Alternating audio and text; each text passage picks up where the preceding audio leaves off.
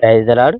ప్రభు అయిన యేసుక్రీస్తు వారు ఈరోజు మనకు అందిస్తున్నటువంటి వాగ్దానం 2వ రాజులు 5వ అధ్యాయం 26వ వచనం. నా మనస్సు నీతో కూడా రాలేదా?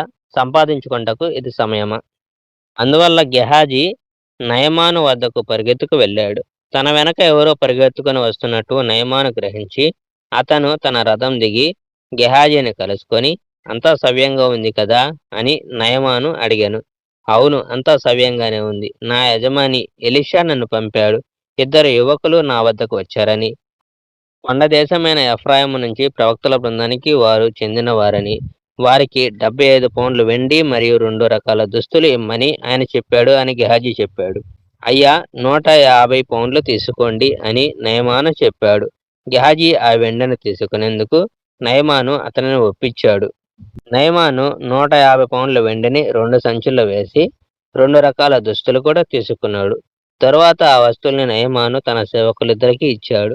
గెహాజీ కొరకు వారు ఆ వస్తువులను మోసుకు వెళ్లారు. గెహాజీ కొండ వద్దకు రాగానే ఈ వస్తువులను అతని సేవకుల వద్ద నుండి తీసుకొని గెహాజీ ఆ సేవకులను పంపివేశాడు. వారు వెళ్ళిపోయారు.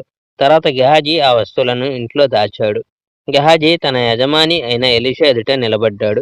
గెహాజీతో ఎలీషా, గెహాజీ, నీవు ఎక్కడికి వెళ్ళావు అని అడిగాడు. నేను ఎక్కడికి వెళ్ళలేదు అని గెహాజీ చెప్పాడు.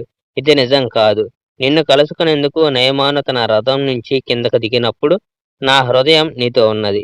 పైకం, వస్త్రాలు, ఒలీవలు, ద్రాక్షాలు, గొర్రెలు, ఆవులు లేక స్త్రీ పురుష సేవకులు మొదలైనవి తీసుకునేందుకు ఇది సమయం కాదు. ఇప్పుడు నీకు నీ వంశానికి నయమాను వ్యాధి సంక్రమిస్తుంది. ఎల్లప్పుడూ నీవు కుష్టి వ్యాధి ఉంటుంది అని ఎలీషా గెహాజీతో చెప్పాడు.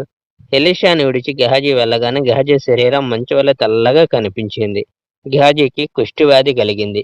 Praise the Lord. May God bless our India.